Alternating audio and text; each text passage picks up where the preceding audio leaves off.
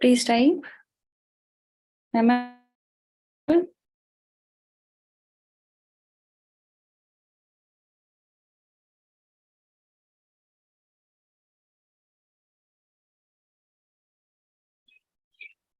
Am I visible, audible? Okay. Okay. Fine. So this is our last lecture. Okay. And we'll be covering last two chapters, 11 and 12, and both are very important chapters. And I had thought to ask you certain questions. I think I'll ask you at the end, Hannah, so that we finish the chapter first, because your exam is very near. And 1 second.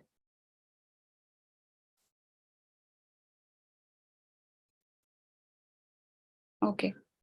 So now this is your external sector. We have already read it recently. So the same things are written here. However, only the updation is there, which is like how we are performing, how has the global shock affected our, the external sector parameters like exports, imports, BOP, etc. So only those things are written. Rest the static knowledge you already have. Okay, we will just see what has happened after these two shocks, the economic and the health shock. Economic was there in 2008, and then it took us some years, like 3-4 years, to overcome those shocks. And then there was again global health emergency because of COVID. And then after COVID, now we are again trying to recover. Okay, so this has definitely impacted some of our macroeconomic fundamentals and other parameters.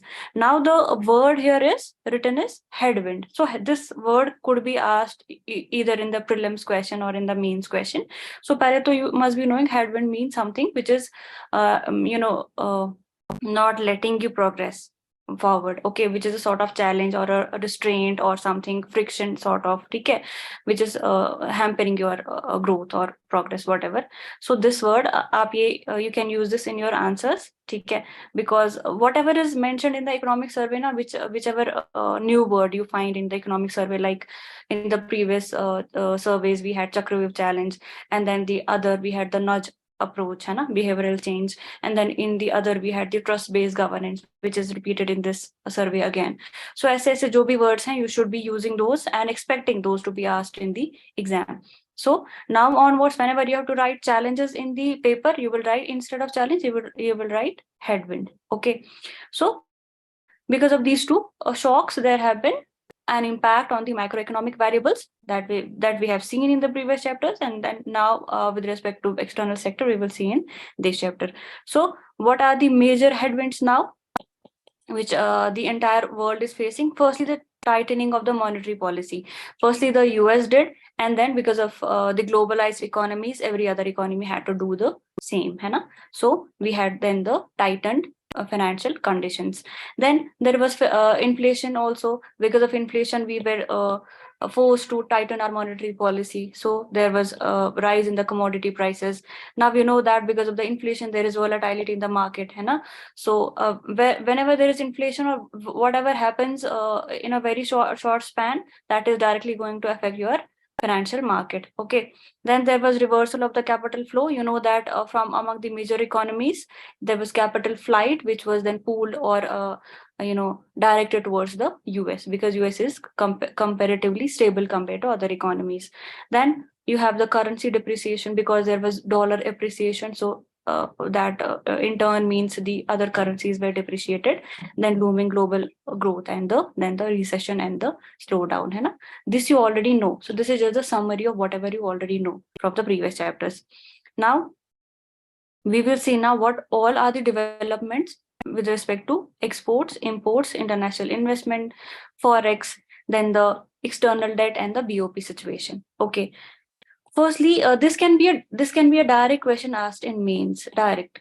Okay, how trade is helping India, okay, to reap the benefits. ठीक है, मतलब इसी को घुमा फिरा के कुछ question पूछ सकते हैं. So these should be your two headings in case this is asked. Okay, then you can add your own points also, but these are mentioned in the economy, so these two should feature in your answer if at all it is asked. Okay, now that we are globalized economy, है ना?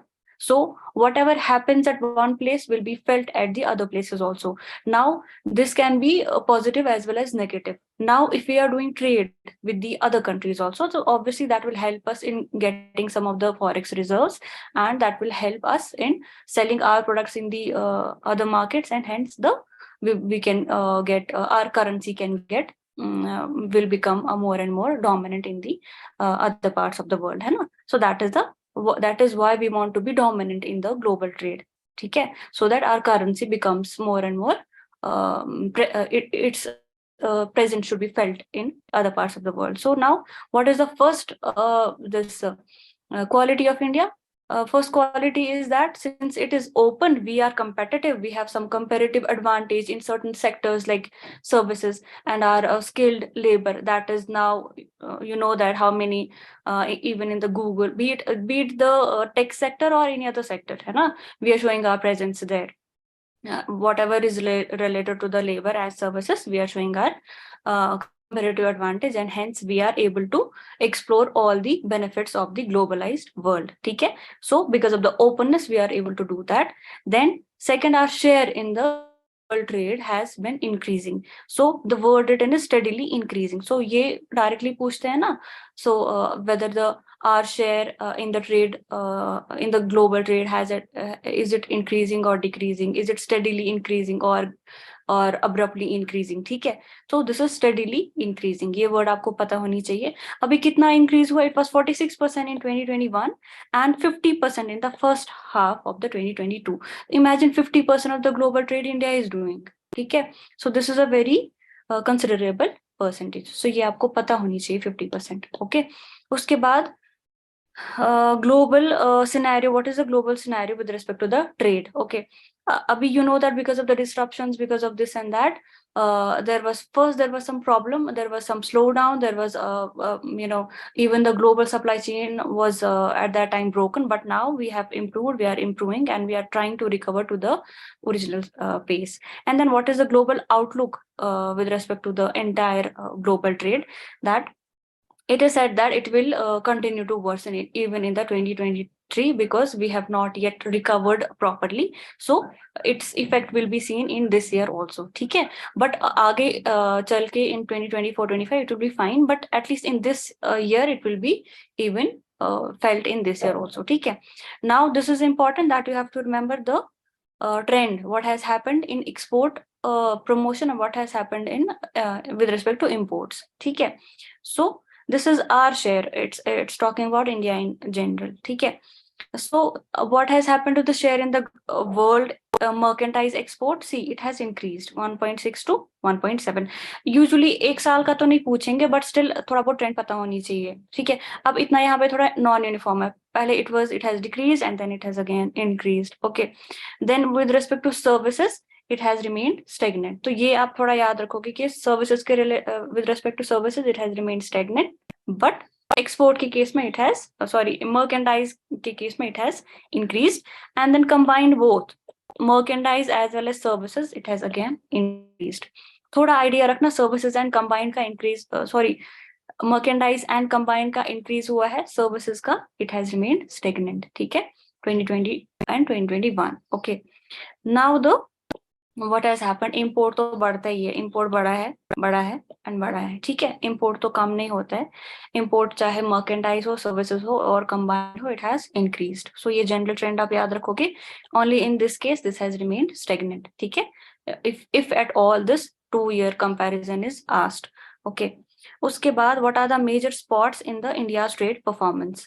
ये जो है, this can be asked directly in the form of a statement in prelims, that what are the major sectors where we are showing our increase in exports? For example, there is drugs and pharmaceuticals. ठीक है, these are the sectors where we are so you already know. Then engineering goods also we are exporting more and more, and then organic and inorganic chemical industries also. So these are the things that could be asked. So thoda idea hona chahiye. Drugs and pharmaceuticals number 1, then electronics engineering, uske baad organic and inorganic. ठीक है, this could be asked. Then India has also showing a consistent increase in the export of the electronic goods, है ना, because now our electronic industry is growing day by day, therefore we are exporting more, ठीक है. And then we have some mission also to increase this percentage of the electronic export by this year, है ना. वो एक data वो आप देख लेना. So that is because of that we are increasing our exports more in this sector. Then there is trends in the merchandise trade. See, this is all time high, ठीक है. This was that time at news के in news that our exports are now all time high. It has touched $4 to $2 billion, ठीक है, which is even more than services. Jabki you know that we are having surplus in services and we are all the time performing very well in services, but the merchandise trade इस वाले financial year में it has touched all time high. So you have to remember this since this is not so common, ठीक है. तो ये आपको पता होनी चाहिए कब हुआ था और कितना हुआ था. 4 to 2 billion, ठीक है. उसके बाद plus, so it is again registering a growth rate of 23. Just have a faint idea that इतना ये मतलब थोड़ा बहुत आइडिया रखना, पूछता नहीं है कोई, बट पता होनी चाहिए परसेंटेज. और what is in absolute terms $254 billion का है, अराउंड $250 बिलियन का याद रखना. एंड देन मर्केंडाइज है $4 to $2 बिलियन, ठीक है. उसके बाद this fact you can remember, 7th largest service exporters in the world, and this can be asked in prelims that what are our which sectors are we performing better, ठीक है. in what are the sectors? First is the software and second the business services. Okay, so these are the services that we are exporting more and more in these two particular categories, software services and business services. कितना 60%, मतलब 100% का तो 60% सिर्फ ये दो constitute करते हैं, ठीक है. So this again can be asked, so you should not forget this, software and business services. उसके बाद is something about foreign trade policy. What is foreign trade policy? So with respect to foreign trade, whatever decisions, whatever plan, rules, procedures we are setting in, and whatever initiatives we are taking to decrease the import and the incentives to increase the export, so all that is mentioned in this policy, ठीक है. ये 5 yearly policy आती है, but Covid के बाद it was extended even after 2020, ठीक है. It was यहाँ से 15 से लेके 20 तक, ठीक है. This was a 5 year policy. उसके बाद we revise it usually so as to suit the demand, but now after the COVID it was extended till March 2020. we will see अभी नेक्स्ट वाले में क्या होगा, बट अभी वो पुराना वाला ही चल रहा है, ठीक है. So in this there point capacity building. What is the capacity building? वही हमारा, how are we going to substitute the imports, how are we going to promote the exports? So that is your capacity building. Now NITI Aayog is coming up with the index, ये आपको पता होनी चाहिए, export preparedness index. So कितना किस वाली state का कितना this EPI है. So that is to be seen by the NITI Aayog. ये आप थोड़ा याद रखना, ये इंडेक्स कौन लेके आता है, ओके. उसके बाद now this is very important for prelims, this table and this, ठीक है. I think a question, I don't know, या तो 18 में आया होगा या तो 19 में आया होगा. with respect to this एक क्वेश्चन आया था कि कौन सा वाला ज्यादा हम एक्सपोर्ट करते हैं या कौन सा वाला ज्यादा हम इंपोर्ट करते हैं, ऐसा कुछ आया था. So therefore this table is very important plus this, ठीक है. तो what are the major commodities that we are exporting? First is the machinery, transport and metal manufacturing के related, be it machinery, transport, whatever. उसके बाद mineral fuel and lubricants. उसके बाद agriculture है, chemicals है. सी जेम एंड ज्वेलरी यहाँ पे भी 5वें नंबर पे है, यहाँ पे भी 5वें, चाहे इंपोर्ट हो एक्सपोर्ट हो. So we are first we are importing the purse and all these gem jewellery, precious metals etcetera, and then we are, ठीक है, and then we are then exporting the same, ठीक है. ये आप याद रखना, ये 5 नंबर पे है, यहाँ पे भी, यहाँ पे भी. सो यहाँ पे petroleum will be the number 1 thing that we are importing, है ना. You know that 60% of the demand we are, and then this petroleum थोड़ा बहुत उसको प्रोसेस, वैल्यू एडिशन, व्हाटएवर हम करते हैं, and then we are then exporting it, ठीक है. उसके बाद कैपिटल गुड्स है, देन नॉन फेरस मिनरल्स है. ये एक दो याद रख लें ना, पूछेंगे, बट या हो सकता है कभी ऑर्डर के नंबर 1 पे हम कौन सा करते हैं, सेकंड पे, थर्ड पे, वैसे भी पूछते हैं, तो थोड़ा बहुत आइडिया इसका रख लेना, ठीक है. सो इफ यू नो द पहले वाला दो एंड लास्ट वाला 2, तो 3, बाकी 3 को आप थोड़ा बहुत मतलब सकते हो, ठीक है, पहले और तीसरा, सो दैट वो ऑर्डर अगर पूछे तो पहला और लास्ट वाला एटलीस्ट आपको पता हो। ओके, उसके बाद हम कहाँ से ज्यादा इंपोर्ट करते हैं, कहाँ को ज्यादा एक्सपोर्ट करते हैं, that is also important. So सबसे ज्यादा we are importing from China, that we know. Then UAE, okay, UAE, now with UAE we are increasing export. See, UAE is at number 2 at both the places, so this you can remember. Then US is at 3, and so there, so at least 3 yaad na, China, UAE and USA, these are the major import. Then what are the export destinations? सबसे ज्यादा we are exporting to US, UAE तो second है ही, then तीसरा जो if you can remember, but at least यहाँ पे 2 याद रख लेना, ठीक है, so as to अगर question आता है you should be clear about it. Okay, उसके बाद now we are trying to internationalize the rupee, है ना, every major economy tries or aspect to aspires to increase the use of rupee or whatever currency particular country has in the international market, ठीक है, so this is just to make your economy stronger and stronger vis-a-vis the other economies. So now RBI is trying to in this direction. What RBI is doing is we are like that with Russia we even with the our neighboring countries we are doing the trade in rupee only, है ना, and then with the Russia, because of the sanctions, we are now we have now made some agreement that we will be trading in rupee, है ना, so that US का dollar वाला issue ना हो, ठीक है, so we can make the invoices, we can make the payments or whatever settlement we can do in rupee, ठीक है, उसके बाद this will do what, ये आपको एक सीधा statement आ सकता है, so what are the implications of internationalization of rupee, एक statement directly आपको economic survey से पूछ सकते हैं, to reduce the net demand of foreign exchange, this can be the one statement, बाकी statements UPSC अपने हिसाब से बना लेगी. Okay Rohit, okay, thank you.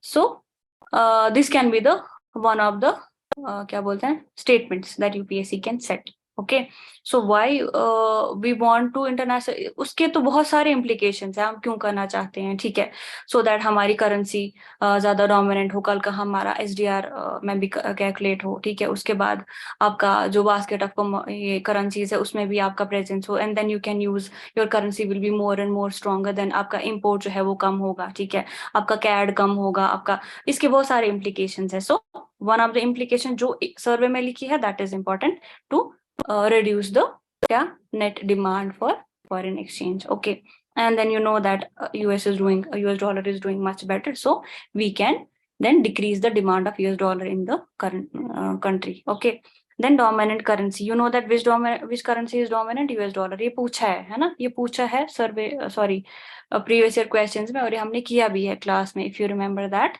So this might be asked again. So it is constituting around 88% of the total global जितना भी forex है. Okay, so ये you can remember. उसके बाद कुछ initiatives है, ये ज्यादा आपको मेंस में आपको इसी तरह से initiatives लिखने हैं अगर पूछा जाता है, ठीक है. So agriculture में what we are doing, we are trying to increase the export. उसके लिए हमने क्या किया, एक export inspection council बनाई है. ये council क्या करेगी, it will check the standard.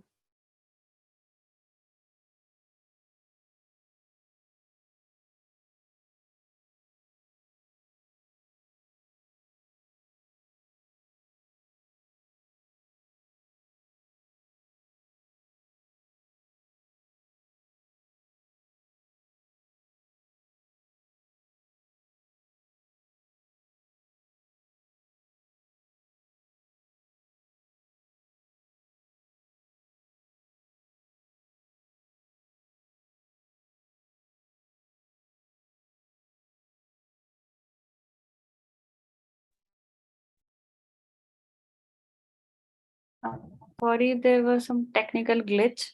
Okay, just 1 second.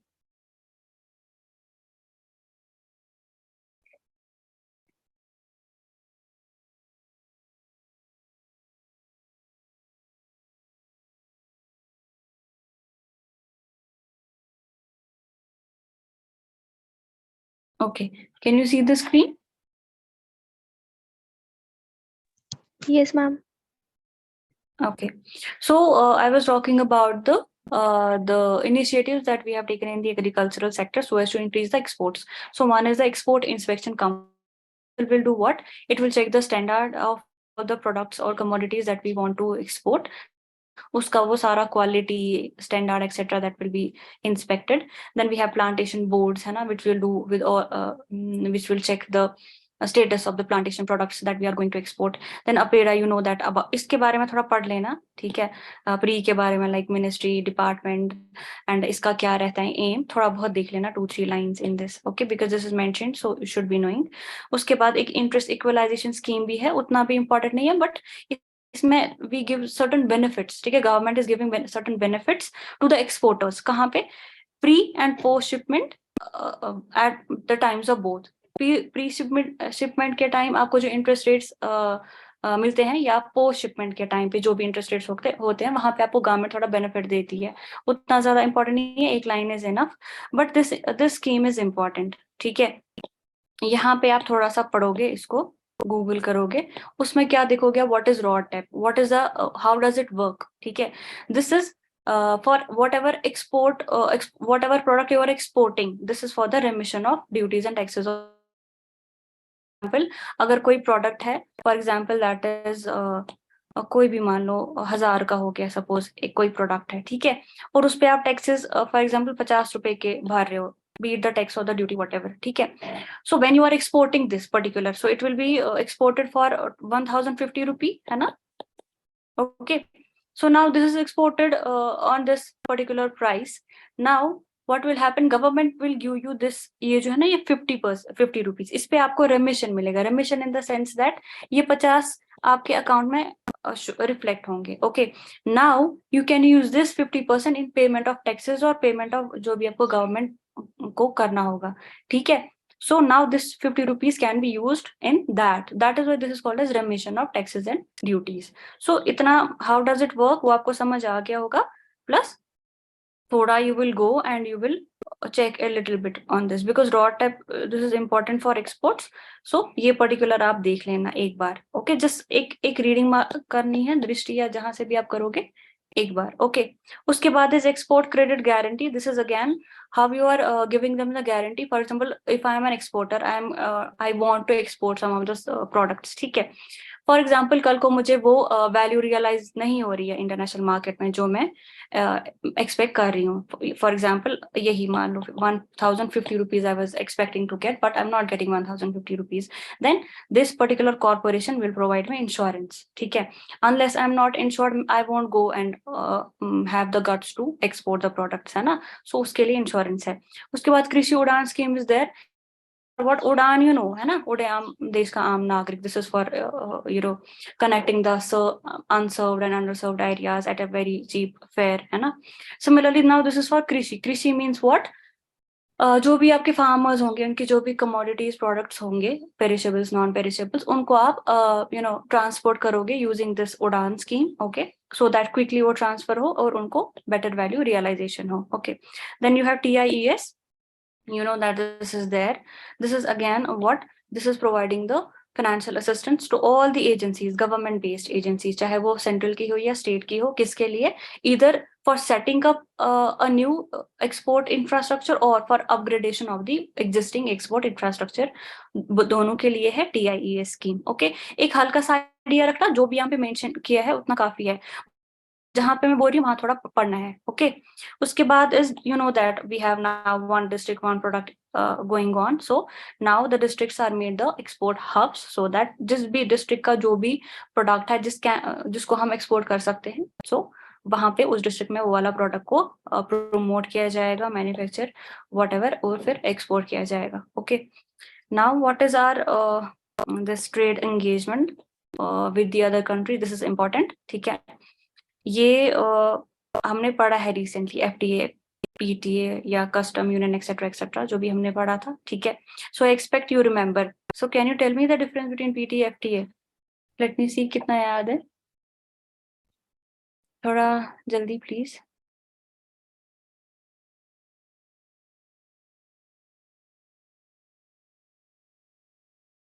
I am expecting कि थोड़ा बहुत FTA पे पूछे, बिकॉज सिंस अब लिखा भी है FTA PTA and then we have with this ACTA and CICA with Australia and UAE.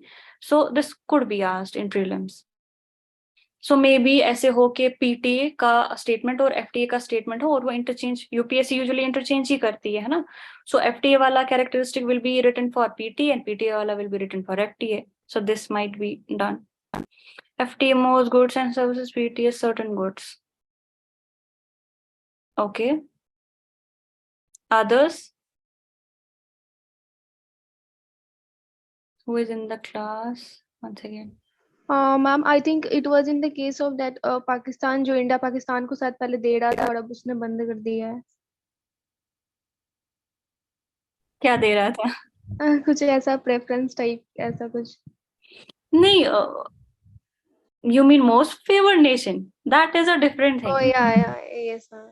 नहीं, I'm not asking that. मैंने पढ़ाया है ना these economic engagements, है ना, economic integration. Number 1 पे PTA आता है, उसके बाद FTA आता है, then you have custom union, then you have common market. I don't know, why don't you remember? This is very important. I'm expecting कि पूछा जाएगा. So let me just quickly revise that. ये क्या आ गया? एक second. That would be in, I don't know, in this. No, 1 second. इसमें होगा वो. This. Let me see. That is, yeah, this exactly. ये याद आ गया आपको? Remember this? Yes ma'am. Okay. Now, first of all, we have PTA, है ना? ये हमने recently किया, and you cannot forget this. Okay. Since ये mention किया है that we have concluded 16 FTAs and 6 PTAs, sorry, 13 and 6 PTAs. So now this is important. मुझे ऐसे लग रहा है कि PTA FTA पे कुछ ना कुछ आएगा ही. So first, economic integration is PTA, then we have FTA. Sorry, custom union, then common market, then economic union. उसके बाद जो, अगर आपको याद हो, हमने था वे श्रीलंका छोड़ दो, पहले तो ये तो देखो ना basic. PTA means what? You are, PTA means आप P से याद रख लेना, positive. PTA means positive list. ठीक है, आप एक लिस्ट मेंटेन करते हो, ठीक है, किसी कंट्री के साथ जहां पे we will be having low trade barrier tariffs. For example, इतने सारे प्रोडक्ट्स पे, बस खाली इतने प्रोडक्ट्स पे कम टैरिफ बैरियर होगा, बाकियों पे क्या होगा? सेम होगा, बस इस पॉजिटिव लिस्ट पे कम होगा. ठीक है, you just lowering the trade barrier among जिनके बीच के साथ आपको PTA होगा. ठीक है, ये देख लो, मैंने पढ़ाया था लास्ट टाइम, पॉजिटिव लिस्ट है ना, this will be the list. For example हमने बांग्लादेश के साथ किया है. ओके, उसके बाद you have FTA. This is very important. यहाँ पे आप नेगेटिव लिस्ट मेंटेन करते हो. नेगेटिव मीन्स आप इन पे नहीं लोगे, बाकियों पे आप ले रहे हो, और इसमें दोनों आते हैं, tariff and non tariff. Okay, so यहाँ पे complete removal of trade barrier, मतलब इस वाले लिस्ट पे आप लोगे ही नहीं, कुछ भी नहीं लोगे. ठीक है, सो सिमिलरली सी का सी हमने लास्ट टाइम पढ़ा है ना. उसके बाद कस्टम यूनियन है. सो यहाँ पे आप क्या करते हो? यहाँ पे not only eliminating all the trade barriers, मतलब tariff not, you are having a common policy with all the non-member countries. ठीक है, so this is the third stage. पहला PTA, उसके बाद FTA. एटलीस्ट ये भी याद रखना कि ऑर्डर में पहले कौन आता है. PTA is the lowest level, वहां पे आप थोड़ा बहुत क्या करते हो, कहीं कहीं पे लोअर करते हो टैरिफ्स पर्टिकुलर लिस्ट पे, उस लिस्ट को हम पॉजिटिव लिस्ट बोलते हैं. FTA उससे थोड़ा एक कदम आगे होता है, आप tariff and non tariff barriers को कम करते हो, एक नेगेटिव लिस्ट मेंटेन करते हो जिन पे आप नहीं करते हो लेवी. उसके बाद आता है custom union. Custom union means एक तो आप कोई बैरियर नहीं रख रहे हो, प्लस आप क्या कर रहे हो, एक कॉमन पॉलिसी रख रहे हो with respect to non member countries, जिनके साथ आपको जो आपके कस्टम यूनियन में नहीं आते होंगे, उनके साथ आप एक कॉमन पॉलिसी के थ्रू ट्रेड कर रहे हो. Okay, this is your third. उसके बाद इज योर कॉमन मार्केट. इसका मतलब क्या? एक तो वो सारे फीचर्स कौन से, कोई ट्रेड बैरियर नहीं, उसके बाद same policy with non member countries, उसके बाद फ्री मूवमेंट ऑफ क्या, capital and labour. Again this is, थोड़ा बहुत आइडिया रख लेना, हो सकता है क्योंकि इकोनॉमिक सर्वे में आया है तो. उसके बाद इकोनॉमिक यूनियन है, जहां पे ऊपर वाले सारे फीचर्स है. ठीक है, no trade barrier, common policy with the non members, freedom of both capital as well as labour. Apart from that क्या है, आप एक कॉमन इकोनॉमिक पॉलिसी रखते हो आपस में, मतलब सेम मॉनेटरी पॉलिसी हो गई, for example same fiscal policy है. ठीक है, जैसे you have economic European union and GCC for example. Okay, उसके बाद आता है लास्ट, मतलब ऊपर वाले सारे फीचर्स प्लस आपकी करेंसी भी सेम होती है, जैसे कि यूरोजोन है, ठीक है। सो ये मैं क्विकली रिवाइज किया बिकॉज हो सकता है क्वेश्चन आए, this is important. Okay, now so now we have concluded कितने 13 FTAs. now you know what FTA is, what PTA is, ठीक है, थोड़ा आइडिया रख लेना। उसके साथ साथ हमने क्या किया, एक्टा किया किसके साथ, ऑस्ट्रेलिया के साथ, सीका किया यूएई के साथ। अब ये क्यों इंपॉर्टेंट है ये दो नाम, क्योंकि ये दो आए हैं सर्वे में, ये आपको पता होनी चाहिए। लास्ट टाइम क्वेश्चन क्या आया था, BTIA हमने किसके साथ किया है, बायलैटरल ट्रेड इन्वेस्टमेंट अग्रीमेंट, ठीक है। यहाँ पे वो अभी भी कंक्लूड नहीं हुआ है। Okay, we are not yet have not reached to the common agreements, but now ये आप याद रखोगे क्योंकि we have signed this, signed means अभी important है, ECTA with Australia, CICA with UAE। सीधा क्वेश्चन आएगा कि we have recently signed our CICA with which country, तो चार होंगे उसमें से करेक्ट होगा UAE। Okay, yes, your EU के साथ BTIA था जो अभी भी नहीं हुआ है। ओके, सो यहाँ पे ये जो डेफिनेशन दी है तो इसका क्या ही करोगे, ठीक है, this is not so important. उसके बाद this can be a question in the mains, why FTAs और regional trade agreements are favourable, ठीक है, ये मेंस में पूछ सकते हैं। अभी पिछले कुछ टाइम से we were not signing any FTAs because India was not gaining anything. हमारे यहाँ जो कॉम्पेरेटिव एडवांटेज है that is in case of services only, है ना। But whenever we are concluding FTA with any particular party, तो वो party ज्यादा focus करती है ट्रेड पे, ठीक है, ट्रेड पे हमें उतना फायदा नहीं होता है जितना हमें सर्विसेज पे होता है। सो ये थोड़े इश्यूज थे जो हम, that is why we are not signing any FTA with any country पिछले कुछ टाइम से, बट अब हम कर रहे हैं तो that is why this can be asked. So why this is favourable, because इसमें WTA वाले नेगोशिएशंस का नहीं है, ठीक है। उसके बाद you know that how difficult it is to arrive at a decision at WTO because there are so many parties to it, है ना। यहाँ पे 2 पार्टीज है, 3 पार्टीज है, जितने भी हैं, it's very easy to arrive at decisions. then they are easy to negotiate and it has flexibility and then low tariffs on goods and services, ठीक है। okay, normal general चीजें लिखी है।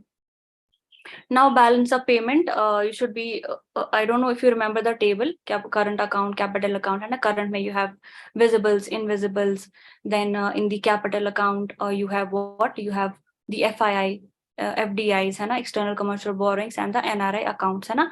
वो टेबल आपको बिल्कुल याद होना चाहिए। कभी तो डायरेक्टली पूछते हैं कि करंट में क्या आता है और कैपिटल में क्या आता है, ठीक है। सो वो आई होप आपको याद होगा। So what has happened in current account balance, पहले तो अगेन बढ़ ही गया है, ठीक है, करंट अकाउंट डेफिसिट बढ़ गया है because you know that import बढ़ गया है, तो ठीक है, वो तो हमेशा ही रहता है, but still it's modest and it is manageable, it's okay, even if it is 3.3% deficit, it's okay, ठीक है। उसके बाद इसी में क्या है, इनविजिबल, इनविजिबल में क्या हुआ है, नेट सर्विस रिसीट्स बढ़ गए हैं, क्यों, because I told you we have an advantage in computer as well as business services, उसकी वजह से जो है हमारे रिसीट्स मतलब ज्यादा पैसा बाहर से आ रहा है because we are exporting more services to them. Okay, then what is the scenario in capital account, यहाँ पे remember this can be a statement directly asked, FDI and FII is the largest component of the capital account, ये पूछ सकते हैं कि इनमें से कौन सा ज्यादा है, इज इट द इन्वेस्टमेंट वाला और द एक्सटर्नल कमर्शियल बोरिंग वाला और दी NRI अकाउंट वाला, ठीक है। टेक्निकलिटी में नहीं जाएगा UPSC, जैसे मुझे रिसेंटली किसी स्टूडेंट ने NRI अकाउंट्स पे क्वेश्चन पूछा था, वो 3 तरह के होते हैं ना NRI अकाउंट, जो हमने पढ़ा है ऑलरेडी, तो उसमें कुछ टेक्निकलिटी किसी पता नहीं सुनिया था मॉक टेस्ट वाला कि कौन था, उतना टेक्निकल नहीं जाना है आपको, ठीक है, एक हल्का सा आइडिया रखो। NRI अकाउंट्स 3 तरह के होते हैं, एक होता है NRIs के लिए, दूसरा होता है फॉरेनर्स के लिए जो यहाँ अकाउंट खोल सकते हैं, एक हल्का सा आइडिया रखना, ज्यादा नहीं, ठीक है। सो अब कैपिटल अकाउंट में FDI FI is the largest component, this is important for prelims.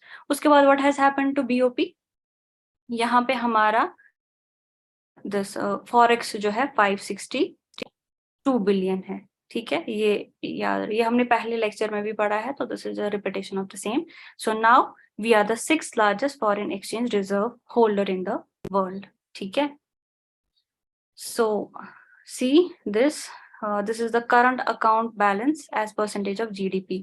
तो इंडिया का देखो 2020 में क्या, what is the situation right now, this is in 2022, this was 19, so 19 is green वाला, at least we were in कहीं थोड़ा बहुत surplus था, थोड़ा बहुत ही सही, but now we are in deficit, ठीक है, 3.3% उसने लिखा, यहाँ पे -3.5 दिखाया है। ठीक है। हो सकता है पूछे कि करंट अकाउंट में तो डेफिसिट ही होता है यूजुअली, बट कितना है मे बी पूछे, ठीक है। अराउंड 3.3 3.5 ऐसे कुछ के याद रख लेना। उसके बाद is your top remittance receipts, recipients कौन है, ठीक है। इससे पहले इसको चाइना ने थोड़ा सरपास किया था पिछले कुछ 1-2 साल से पहले, आई डोंट नो। सो अभी क्या है, India is back to the this number 1, ठीक है। उसके बाद major FD sources, this can again be asked. So this is always ना, इधर इट इज सिंगापुर और मॉरिशस, कभी सिंगापुर ऊपर चला जाता है, कभी मॉरिशस ऊपर चला जाता है। तो अभी क्या है, अभी Singapore is eight the top, ठीक है। करंटली कैड इज 2.2, अभी सर्वे वाला याद रखो ना, ठीक है, क्योंकि वो तो सर्वे को ही मान के चलेंगे। ओके, कितना है, बस डेफिसिट याद रखना, डेफिसिट में है। Okay fine. So what is now the foreign exchange reserves, ठीक है। हाउ डू यू डिटरमाइन आपके पास एडुकेट है फॉरेन एक्सचेंज रिजर्व या नहीं है, वो आपको कैसे पता चलती है। इसमें 3 अप्रोचेस है, ये 2 उतने इंपॉर्टेंट नहीं है, बट ये वाला जो है तीसरा, ये आपको ऐसे पूछ सकते हैं, what is I don't know how to pronounce this, Guidotti Greenspan IMF rule, what is this, ठीक है। GG IMF रूल क्या होता है, ये आपको पता होनी चाहिए। So this is nothing. This is something related to the foreign exchange reserves. And this is for what? This is for determining the adequacy. मतलब do you have the adequate foreign exchange reserves with you or not? ठीक है. Can you service the import? Can you service your debt? ठीक है. Debt servicing and import cover वो satisfy होना चाहिए. That means you have the sufficient foreign exchange reserves. ठीक है. एक होता है कन्वेंशनल अप्रोच, इसमें क्या होता है, आप सीधे देखते हो कि कितना आप इंपोर्ट कर सकते हो, आपका मॉनेटरी एग्रीगेट कितना है। ये उतना टेक्निकल में नहीं जाना है, बस ये आपको कोई नहीं पूछेगा what is a conventional approach, but थोड़ा आइडिया याद रखना कि ओवरऑल वही है कि आप कितने इंपोर्ट्स कब तक कर सकते हो कवर, एंड देन कितना डेट आप सर्विस कर सकते हो। उसके बाद ट्रेडिशनल भी यही है, 3 मंथ्स का अगर आप इंपोर्ट कर सके या फिर शॉर्ट टर्म डेट को पूरा चुका सके तो ठीक है, that is your traditional approach. But ये एक स्टेटमेंट पूछ सकते हैं, what is Guidotti's Greenspan IMF rule, ऐसे हो सकता है। Okay, so again this is with respect to यही कि can you no service the short term debt जो आपने बाहर से लिया होगा, सो उसी का आप देखते हो इधर फॉर 1 ईयर, और शॉर्ट टर्म डेट है तो ऑब्वियसली 1 साल या उसके आसपास का ही देखोगे, ठीक है। बस याद रखना व्हाट इज दिस अबाउट। उसके बाद in terms of the adequacy of forex exchange reserves we are featuring here. Okay, so हमसे पहले 4 है, China, okay, is at number 1, then Peru, Brazil, Colombia. So just remember we are at number 4 in case of adequacy, ठीक है। Now is the exchange rate. Now exchange rate, you know that this is obviously the market determined ही है, but exchange rate में क्या होता है, I hope you remember this need, है ना, ये आपको याद ही होगा। So one is the nominal rate if we are considering our position vis-a-vis any other, I mean the exchange rate ना with respect to suppose US dollar, तो वहां पे इट्स नॉमिनल एक्सचेंज रेट अगर आप एक करेंसी को लेते हो। Need is what, need is nothing but if you are taking the basket of currency, suppose you are taking dollar, then you are taking yen, then you are taking pound sterling, then you are taking yuan, जो भी है आपके this basket में, ठीक है। If you are now checking your exchange rate with respect to every other important currency, तो that will become your need. यहाँ पे आप weightage भी देते हो, इसमें ये complex सी formula आती है, that is not important for us. You just have to see that here you are taking the weightage. For example, इसका कुछ weightage होगा डॉलर का, येन का कुछ होगा, युआन का कुछ होगा, पाउंड स्टर्लिंग का कुछ होगा, ठीक है। ऐसे जो हमारी 5 है सबका देखेंगे, एंड देन हम सबके कंपैरिजन में देखेंगे हमारी करेंसी कहाँ पे स्टैंड करती है, that is your need. Okay, so this is the index of weighted average of, ठीक है, weighted average of bilateral exchange करने। बायलेटरल मतलब rupee with respect to dollar, rupee with respect to yuan, rupee with respect to yen, pound sterling, ऐसे ऐसे जो भी है, ठीक है। So this is what it is. उसके बाद now what is RBI's role in this? Exchange rate is rupee determined, sorry market determined, है ना। so यहाँ पे if कभी क्या होता है आपका, जैसे बहुत ज्यादा डॉलर एप्रिसिएशन हो गया और रुपी डेप्रिसिएशन हो गया, तो RBI will come into action at that time only. Now RBI will try to regulate this. वो कैसे रेगुलेट करेगा, RBI के पास डॉलर्स होते हैं, अब डॉलर एप्रिशिएट कर रहा है तो दैट मीन्स हमारे मार्केट में भी वैसा ही होगा। तो डॉलर तो RBI will buy rupee and sell dollar, ठीक है। अब जब फॉर एग्जांपल अभी मार्केट में रुपी ज्यादा थे, है ना, तभी डिप्रिसिएशन है, और डॉलर मान लो एक ही था। अब यहाँ पे आरबीआई है, RBI will do nothing unless this is in equilibrium. RBI suppose अभी ठीक ठाक चल रहा है, ऐसे है, बट आरबीआई कब आएगा पिक्चर में? फॉर एग्जांपल यहाँ पे डॉलर्स कम हो गए, डॉलर अप्रिसिएट कर रहे हैं, ठीक है। अब आरबीआई के पास जो डॉलर्स होते हैं, RBI will sell those dollars, rupee इधर जाएगा, डॉलर इधर आएगा, है ना। सो ये फिर से बैलेंस हो जाएगा। Okay, so this is how RBI is acting on this. Okay, now you know that there was depreciation, that is fine. So we have depreciated by certain amount, utna yaad nahi rakhna hai.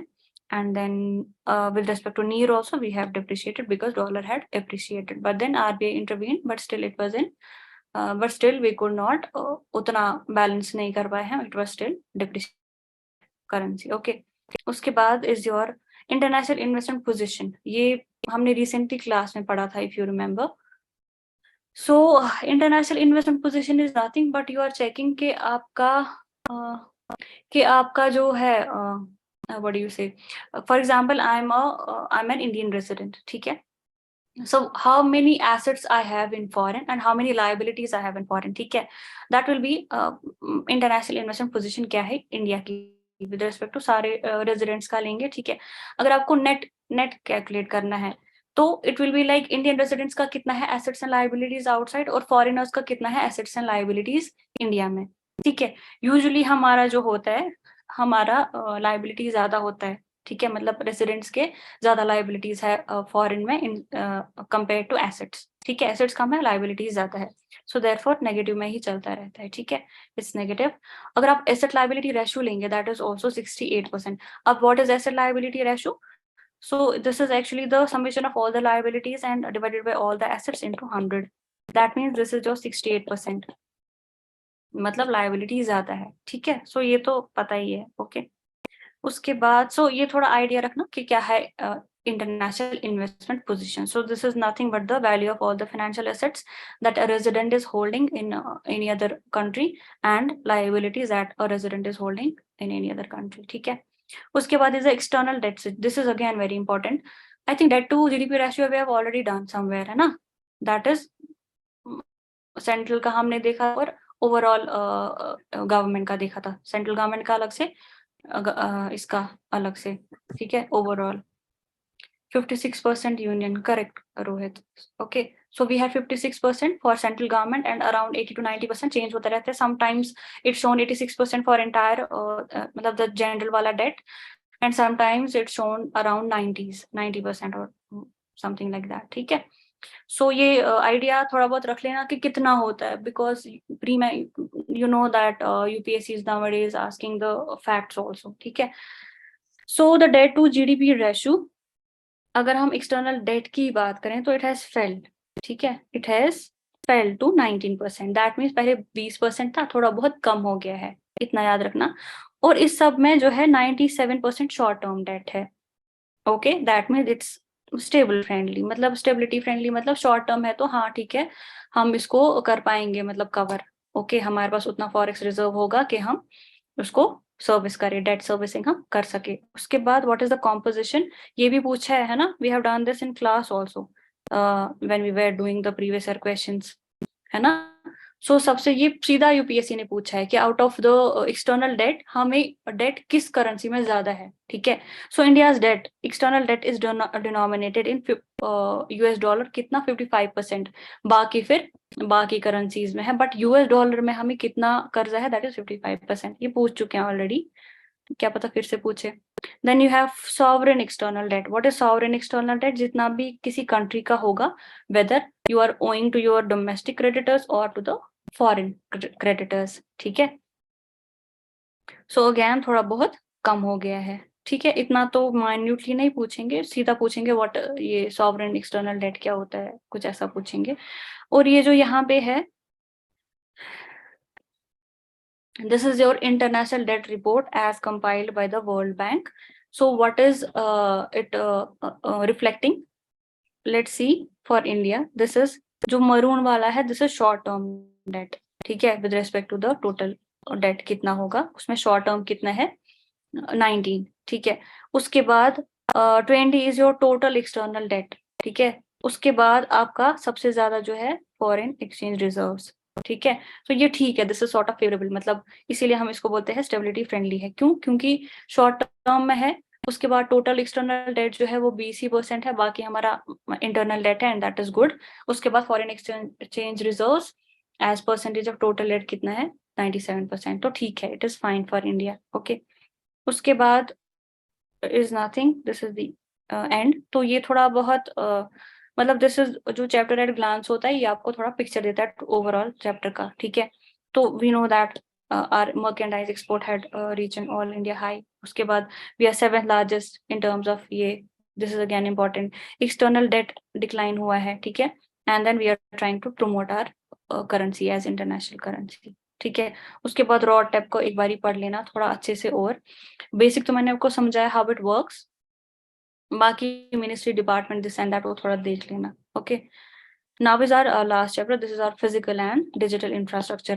Now, to spur the growth in any economy, this infrastructure is the main tool to do that, ठीक है। Infrastructure की वजह से you can do what ever you want. अगर आपको growth चाहिए तो आप इंफ्रास्ट्रक्चर पे इन्वेस्ट करो, अगर आपको एम्प्लॉयमेंट चाहिए आप इंफ्रास्ट्रक्चर पे करो, अगर आपको फिर आप चाहते हो कि प्राइवेट सेक्टर की इन्वेस्टमेंट्स आए, क्राउडिंग इन हो, तो आप इंफ्रास्ट्रक्चर में इन्वेस्ट करो। So infrastructure is the basic backbone ना, जो आपकी इकोनॉमी को की ग्रोथ को स्पर कर सकता है, okay. Now we don't talk only about the physical infrastructure, we are talking about the digital also. ये हमने already previous chapters में किया है ना। Now you know that since last 75 years we have been investing more and more in infrastructure and its development so as to build the assets, and that asset will be not only economically important but socially also, है ना। So we will be getting all the social benefits out of it. So this will be it will in the long term it will again boost the growth, okay। Now what is our, ये थोड़ा बहुत देख लेना, this is important। What is our vision, how are we going to invest in infrastructure? So first is the PPP, okay। So PPP we are trying to innovate the PPP in number of ways, है ना। So पहले simple होता था PPP मतलब public private का partnership, उसके बाद थोड़ा उसको चेंज किया, है ना। बहुत सारे मॉडल्स लेके आए हम इन्वेस्टमेंट के लिए, है ना। This usually we do in the means, है ना। जब आपका प्री खत्म होगा तो we will read this in detail. So we have bought, we have wrought, we have taught, ठीक है। and then we have this and this is मुझे लगता है इस पे क्वेश्चन आ चुका है हाइब्रिड एन्युटी मॉडल पे। so how does it work, इस पे आया है थोड़ा, वो पूछा था आई थिंक 60% प्राइवेट का होता है, 40% पब्लिक का होता है। now what I mean by that is we take three parameters मतलब I'll tell you। सबसे पहले we take the first parameter that is your finance, who will finance a project. अगर आपको कहीं पे रोड बनाना है तो कौन फाइनेंस करेगा, पब्लिक करेगा या प्राइवेट करेगा। दूसरा है ऑपरेशन एंड मैनेजमेंट। अब अगर आपने कोई रोड बनाया, ठीक है, या आपने कोई पोर्ट बनाया या कुछ भी बनाया, any infrastructure project, so who will operate and maintain that. उसके बाद रेवेन्यू, जो रेवेन्यू जनरेट होगा वो कहाँ जाएगा, ठीक है, whether that will go to the government or the private। so इसके बेस पे हमने बहुत सारे मॉडल्स क्रिएट किए। कौन से मॉडल्स, ये वाले मॉडल्स, ठीक है। सो बॉट में क्या होता था, बॉट में तीनों प्राइवेट करता था, ओके। सो यहाँ पे भी प्राइवेट था, यहाँ पे भी प्राइवेट था, यहाँ पे भी प्राइवेट था, ठीक है। उसके बाद जो मतलब मान लो बिल्ड ऑपरेट एंड ट्रांसफर, मतलब फाइनेंस प्राइवेट करेगा, बनाएगा, पूरा बिल्ड हो गया रोड। उसके बाद ऑपरेट है, operate means operation and maintenance कौन करेगा, प्राइवेट, ठीक है। रेवेन्यू जनरेट किया, फॉर एग्जांपल अगर प्राइवेट को इसको बनाने में 100 करोड़ लगे, फॉर एग्जांपल किसी पर्टिकुलर हाईवे को, सो पहले फाइनेंस तो 100 करोड़ लगा, फिर ऑपरेशन मेंटेनेंस में मान लो और 50 करोड़ लगे, फॉर एग्जाम्पल ऐसे ही में वो। उसके बाद जब तक उसको वो रेवेन्यू रियलाइजेशन नहीं होगा, सपोज आप 150 करोड़ रियलाइज हो गया, उसके बाद this was then transfer to the government, ठीक है। उसके बाद government will take over the project and then अभी गवर्नमेंट का हो गया। सिमिलरली ऐसे ही था रिहैबिलिटेट, ऐसे ही थे सारे। उसके बाद ईपीसी एक मॉडल होता था जहां पे finance, operation management and revenue public करता था, इंस्टेड ऑफ प्राइवेट खुद ही करता था पब्लिक। बट इसमें क्या इशू होता था, इसमें इशू होता था कि ऑब्वियसली पब्लिक कर रहा है तो एफिशिएंट तो नहीं होगा, और उसके बाद स्किल्ड भी नहीं होगा, फिर उसकी क्वालिटी भी यू डोंट नो क्या ही होगी उस रोड की, ठीक है। इसलिए फिर we came up with a concept of hybrid annuity, that उसमें वी टुक द पॉजिटिव्स। इसमें हमने क्या किया, हैम हैम इसको बोलते हैं, हैम मॉडल। इसमें बस फाइनेंस को हमने डिवाइड किया 60:40 में, 60 प्राइवेट करेगा, 40 पब्लिक करेगा, ठीक है।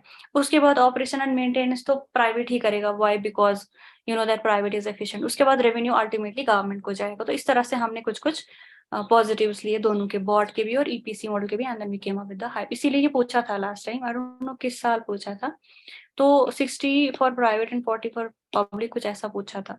And who will operate and manage, तो कॉमन सेंस है प्राइवेट ही करेगा ऑपरेट एंड मैनेज, ठीक है।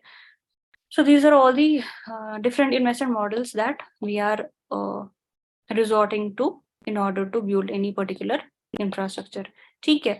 So now we have a public private partnership appraisal committee, जो कि एक एपेक्स बॉडी है जो सारे सेंट्रल गवर्नमेंट के सेंट्रल सेक्टर के प्रोजेक्ट्स को केटर करता है। उसके बाद रेवेन्यू इन हैम पब्लिक को जाएगा ना, हाँ फिर तो अल्टीमेटली पब्लिक को ही जाएगा वंस। एक्चुअली रेवेन्यू भी थोड़ा बहुत शेयर ही होता है, because the finance is actually shared between the public and the private, so revenue भी शेयर होता है। बट देन आफ्टर उसके बहुत टाइम बाद जैसे ही प्राइवेट को अपना सारा पैसा मिल जाता है, and then it is then given to the, उसके बाद गवर्नमेंट करती है टेक ओवर, ठीक है। बस यहाँ पे 60-40 याद रखना, फाइनेंस में यूजुअली ये पूछा था आई थिंक। सो रेवेन्यू भी शेयर ही होता होगा पहले कुछ साल, बट फिर गवर्नमेंट करती होगी टेक ओवर। एनीवे, अभी वायबिलिटी गैप फंडिंग पहले यूज होता था काफी ज्यादा, बट इस सर्वे में फिर से इस पे फोकस दिया है। क्यों? बिकॉज देयर आर सर्टन ऐसे सेक्टर्स जहाँ पे we want to invest in infrastructure, but अब गवर्नमेंट तो हर जगह नहीं कर सकती है ना। अब for example there is some, मान लो स्कूल्स बनाने हैं फॉर एग्जाम्पल कहीं पे, या बिल्डिंग्स बनानी है, या वट एवर, कहीं पे इलेक्ट्रिसिटी वाटर वट एवर, जो कि जिसके सोशल इम्प्लीकेशंस है, positive implications. Now this is not viable. Viable means यहाँ पे अगर प्राइवेट आती है invest, suppose I am a private player and if I M given the task of creating this particular infrastructure, but this particular project will not be viable for me, मतलब मुझे उतना return नहीं मिलेगा उसमें, और private को return से मतलब होता है, ठीक है। सो गवर्नमेंट उस गैप को फिल करेगी, जो फिर जिसकी वजह से वो project will be now viable for me, ठीक है। So that is called as viability gap funding. ऐसी मतलब आप उस गैप को फंड करते हो so as to make that particular project viable, ठीक है। नाउ ये याद रखोगे आप, department of economic affairs, okay, इसने किया था 2006 में आया था ये। सो दिस कैन बी अ सीधा वाला स्टेटमेंट, सीधा पूछेंगे, viability gap funding was launched by DEA in 2006, okay. Now इस सर्वे में बोला गया है कि जो भी हमारे पास कुछ ऐसे प्रोजेक्ट्स होंगे जो वायबल नहीं है, उसको हम वायबल कैसे बनाएंगे, we will be allocating 40% of the capex to that particular project, okay. जो obviously it will be with respect to social sectors only, है ना, तभी तो हम फंड करेंगे, वरना हम क्यों करें, okay. So 40% we are giving, तो ये थोड़ा आइडिया रखना with respect to viability gap funding. So उसके बाद एक फंड स्कीम भी है, इंडिया इंफ्रास्ट्रक्चर प्रोजेक्ट डेवलपमेंट, जो obviously it will incentivise the infrastructure development, okay. Now this is important, national infrastructure pipeline, this was in news काफी time से, so this is important. ये आप थोड़ा बहुत देख लोगे, एक तो कॉर्पस आप इसका याद रखोगे 111 लाख करोड़ का है, 2020 से 2025 तक है, टाइम पीरियड भी इंपॉर्टेंट है। और कितने प्रोजेक्ट्स के लिए ये पाइपलाइन होगा, 9000 projects you have to complete within the span of 5 years। इसमें ग्रीन फील्ड ब्राउन फील्ड दोनों प्रोजेक्ट आएंगे, इंपॉर्टेंट है, ओके। और सबसे ज्यादा केपेक्स आपने किसको allocate, that means 111 crore lakh crore में सबसे ज्यादा किसको आपने दिया है, एनर्जी सेक्टर को, ये भी इंपॉर्टेंट है, ठीक है। अभी इसमें दो चीजें फिर से आपको याद रखनी, invest India grid and PMG and IIG, ठीक है। इन्वेस्ट इंडिया ग्रिड क्या करेगा, ये एक ऐसा प्लेटफॉर्म है, जितने भी प्रोजेक्ट्स है, मतलब it's difficult, for example there are going on 9000 projects होंगे, फॉर एग्जाम्पल 100 प्रोजेक्ट्स पे अभी काम चल रहा है, बट इट्स वेरी डिफिकल्ट कि आप क्या करोगे, उन सब का देखोगे, है ना, then coordination, cooperation and the information sharing वो डिफिकल्ट हो जाएगी.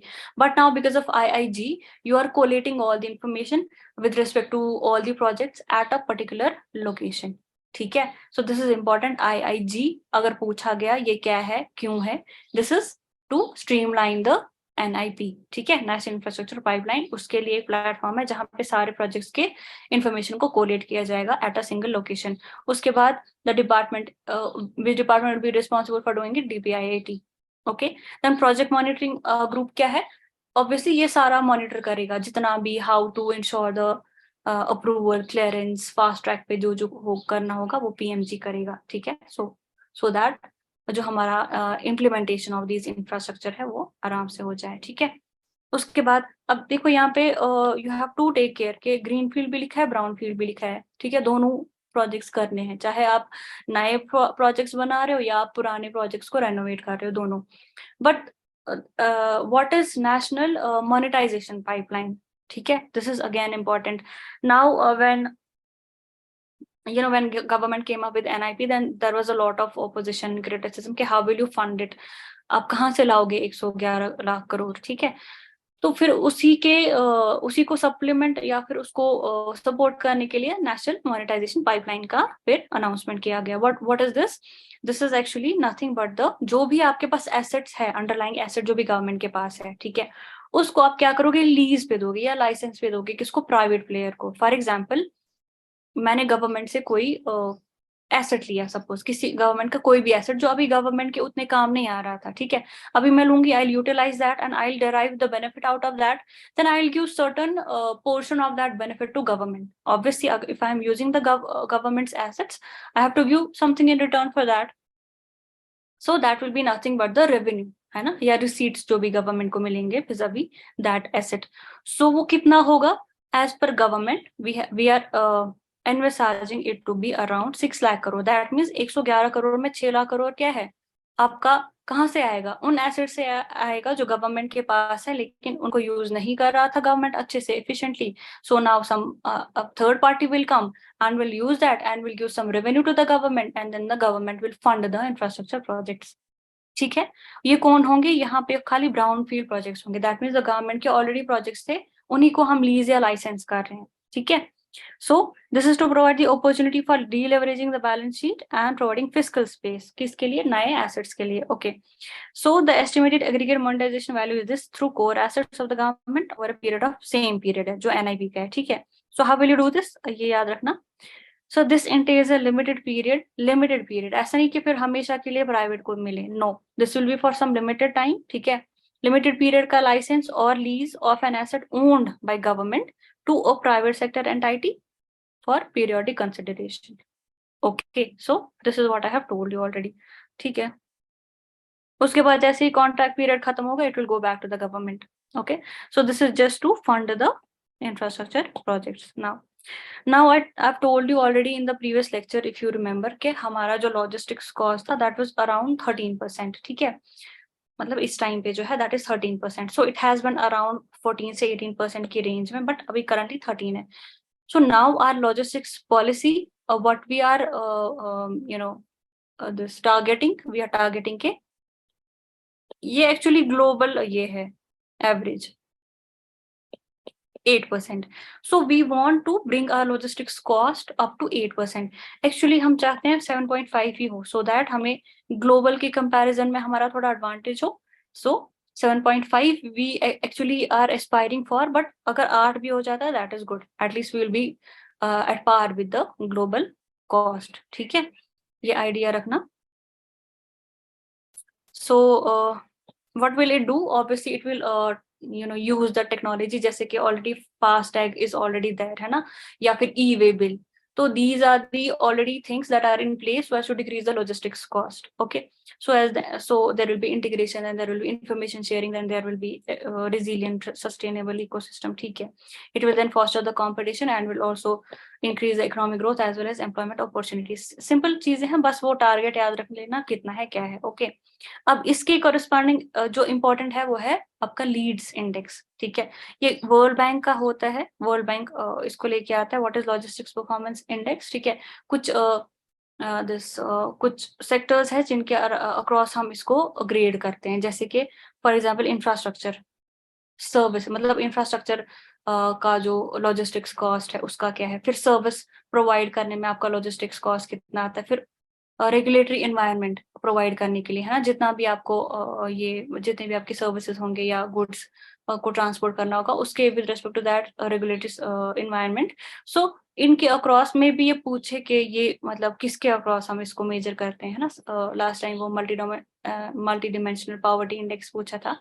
सो इसलिए ये पूछ सकते हैं infra services operating and regulatory environment, ऐसे ही बस याद रखना कि ऐसा कुछ है जिनके अक्रॉस हम इसको इस इंडेक्स को मेजर करते हैं, ठीक है। मिनिस्ट्री भी बहुत इंपॉर्टेंट है, ministry of commerce and industry. उसके बाद you classify your total this geography into the coastal areas and hinterlands, then northeastern and then the UTs। तो थोड़ा हल्का सा आइडिया रखना लीड्स के बारे में। उसके बाद कैटेगरीज आर देयर, ये स्टेट एग्जाम्स में पूछते हैं। State exam you will see achievers, fast movers, aspirers, काफी पूछते हैं, ठीक है। एक्चुअली ये पूछते हैं कि हम कहाँ पे जैसे जम्मू एंड कश्मीर का आई थिंक पूछा था किसी साल, तो where do we feature? Are we among the achievers of fast movers or aspirers? Okay, so if you have achieved 90% of it in this index, then you are an achiever। अगर 80 से 90 के बीच में हो, फास्ट मूवर हो। अगर 80 से बेलो हो तो यू आर स्टिल एस्पायरर, आप एस्पायर करते हो that you are going to improve your logistics sector, ठीक है। उसके बाद is PM Gati Shakti, this is again very important. So अगर आपको कुछ भी पूछे with respect to infrastructure, these names should be there in your paper whatsoever. If you are missing even a single name, आपका 2-3 नंबर वहीं कट जाते हैं, ठीक है। सो व्हाट इज गति Shakti? This is nothing, this is a master plan of the government, national market plan बोलते हैं इसको, ठीक है, important. So this is nothing, this is an umbrella platform. जैसे हमारे पास अम्ब्रेला बहुत चीजें हैं ना, जैसे उमंग भी एक अम्ब्रेला ऐप है, वैसे अम्ब्रेला प्लेटफॉर्म क्या है, गति शक्ति। यहाँ पे जितने भी आपके ये है मीन्स मोड्स ऑफ ट्रांसपोर्ट, उन सबको लेके we are bringing everything at a single platform, that is your Gati Shakti, ठीक है। जितने भी सारे हैं आपके इंफ्रास्ट्रक्चर प्रोजेक्ट्स, ठीक है। So pertaining to every ministry, every department, again for robust information sharing and proper coordination and cooperation among all the departments and ministries, जितने भी इंफ्रास्ट्रक्चर के रिलेटेड है, जैसे रोड का अलग से है, रेलवे का अलग से है, एयरपोर्ट, वाटरवेज एक्सेट्रा। सो उन सबको हम एक स्ट्रीमलाइन करने के लिए एक गति शक्ति बनाया है, एक प्लेटफॉर्म जहाँ पे सबका इंफॉर्मेशन अवेलेबल होगा। सो 2 कीवर्ड्स है, इंटीग्रेटेड प्लानिंग होगी और सिंक्रोनाइज इम्प्लीमेंटेशन होगा, ठीक है, इंपॉर्टेंट। उसके बाद इसके लिए ऑब्वियसली टेक्नोलॉजिकली तो प्लेटफॉर्म है, तो सारा इन्फॉर्मेशन शेयर करना है तो टेक्नोलॉजी बेस्ड ही होगा, जीआईएस बेस्ड, ठीक है। सो थोड़ा बहुत याद रखना ये क्या है, ये एक मल्टी मॉडल प्रोजेक्ट है, ठीक है, with respect to the you can say collating the information of all these infrastructure projects, fine. उसके बाद ये तो ठीक है, ये पुरानी चीजें हैं। सो अब जो ये है this is from mains point, इसमें प्री के लिए कुछ खास है नहीं। मीन्स के लिए you have to do the sectors अलग अलग से, लाइक रोड वाला अलग, रेलवे वाला अलग, वाटरवे वाला, सिविल एविएशन। सो इसमें कुछ प्री के लिए नहीं है, okay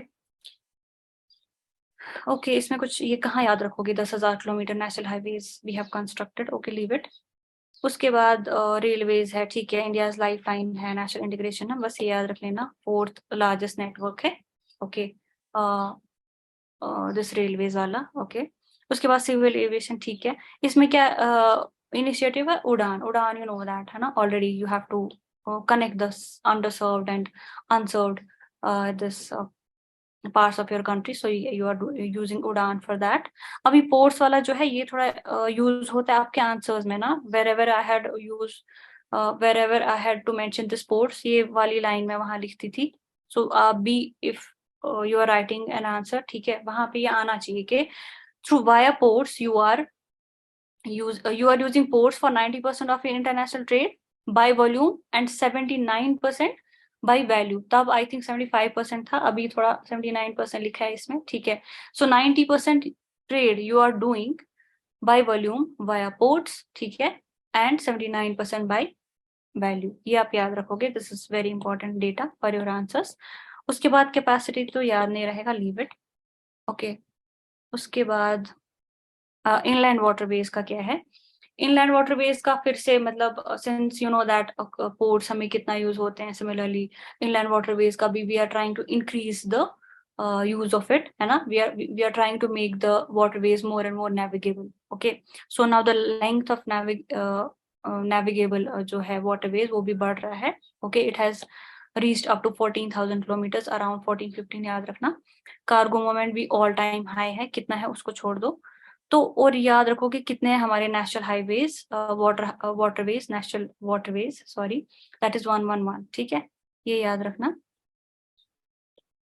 Okay, and then for bringing uniformity in this particular sector, inland water wala, so we have introduced this inland vessels bill 2021. इतना कुछ खास नहीं है ये, बस याद रखना this we are promoting, we are trying to increase the navigable length in the waterways, and our cargo movement has also increased, and और national waterways कितने हैं? 111 है.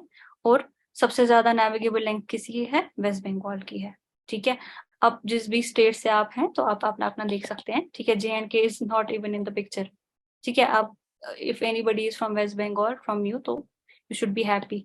Okay okay, now this is again थोड़ा बहुत important. Electricity again, अगर ये question आता है energy, electricity, power generation, whatever, तो ये this diagram should be in your paper.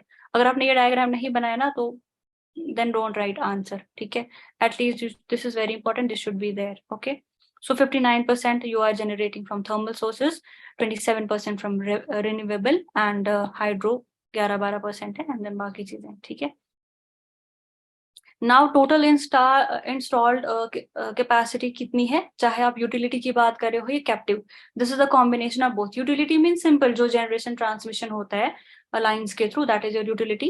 Captive is like captive power plant means, for example मेरी कोई इंडस्ट्री है and I have a huge demand for certain wattage of power. ठीक है, अब मैं क्या करूंगी, उतना तो मुझे बाहर से आएगा नहीं, it will be very difficult, and then पता नहीं फिर वॉटेज कितनी होगी. सो अगर मेरी कोई इंडस्ट्री है जिसकी 1 मेगावाट से ज्यादा डिमांड है, सो आई डू व्हाट, मैं अपना ही एक प्लांट एस्टैब्लिश करूंगी. ठीक है, वहां पे मुझे क्या खुद से ही पावर जनरेशन होगा अपने ही प्लांट से, मुझे बाहर से लाने की जरूरत नहीं है. सो अगर किसी भी पावर प्लांट का 51% मैं अपने लिए यूज कर रही हूँ, अपने लिए, ठीक है, उसको मैं बोलूंगी कैप्टिव पावर प्लांट. बाकी जो है 49% वो I can sell that off to the grid also, वो मैं बेच सकती हूँ whatever जो मेरी मर्जी हो, बट 51% मुझे अपने लिए यूज करना होगा, उसको हम बोलेंगे captive power plant. So now the captive plus utility दोनों का एग्रीगेट कितना है? 482 गीगावाट्स. ठीक है, this is by March 2022 and is up, मतलब बढ़ गया है पहले से. ठीक है, 4.7% भूल जाओ, बढ़ गया है. कितना है अभी? 482 गीगावाट्स. अगर आप सिर्फ यूटिलिटी की बात करते हो तो 399 गीगावाट्स है. ठीक है, इतना हल्का सा आइडिया रखना. At least you should be knowing what is the total installed capacity of India in general, और अपनी अपनी स्टेट का याद रखना if you are appearing in state means. Okay, उसके बाद is the renewable energy. This is again बढ़ रहा है, obviously we are focusing more and more for the promotion of renewable energy, so this is on rise. Okay, 27% है and it is a good percentage. उसके बाद कुसुम के बारे में आप थोड़ा सा पढ़ लेना. ठीक है, सो मे बी कुछ पूछे इसके बारे में.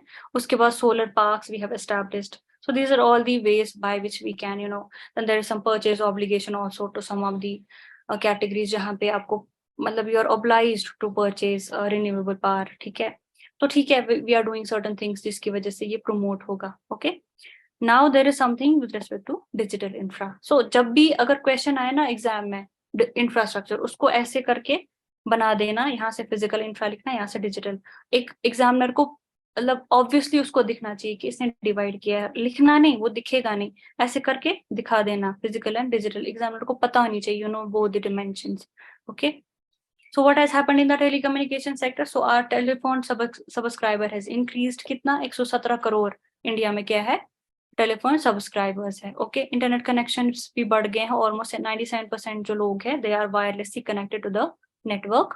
And what is our tele density? ठीक ठाक 84% है. गुड. ओके, उसके बाद 5G roll out also we are trying to, you know, अभी काफी जगहों पे हमने 5G रोल आउट किया है, but and we are still continuing it. उसके बाद what else is there? Digital is there, you know that, है ना. In every sector we are trying to promote this E. Okay, so that is your digital India. अभी जो internet subscribers है rural में ज्यादा बढ़ रहा है कंपेयर टू अर्बन, ऑब्वियसली, क्योंकि रूरल में पॉपुलेशन भी ज्यादा है एंड द नीड भी ज्यादा होगी। सो how many internet subscribers were added in the rural areas? That is 95 million rural में है और 92 मिलियन है जो है अर्बन एरियाज में है, ठीक है। सो दैट मीन्स यहाँ पे 100% increase in rural internet subscriber this compare to the urban. That means rural में, इतना याद रखना, रूरल में बढ़ रहा है, ठीक है, कंपेयर टू अर्बन, बस। And these are all your initiatives by which you can gap bridge the gap between rural. सीधा ऐसे डब्बा बना के वहां पे दिखा देना उनको, ठीक है। Bharat net, we have telecom development plan, we have, अच्छा पीएलआई स्कीम, आपने इंडस्ट्री चैप्टर किया एंड आई होप आपने पीएलआई स्कीम्स में ऑलरेडी पढ़ा होगा। This is very important. See, PLI scheme is important. ऐसी कुछ स्कीम्स है जैसे इंडस्ट्री सेक्टर में सम्मार था, चैंपियंस था, रैम्प था। तो ये जो schemes which ever scheme is mentioned in the economic survey, वो अच्छे से एक बारी देख लेना, एक बारी पढ़ लेना। यू शुड बी क्लियर के एम क्या है इसकी, कौन सा डिपार्टमेंट कौन सी मिनिस्ट्री के अंडर है और अभी क्या स्टेटस है। बस 3 चीजें आपको पता होनी चाहिए with respect to these schemes which have been mentioned in the survey, ठीक है।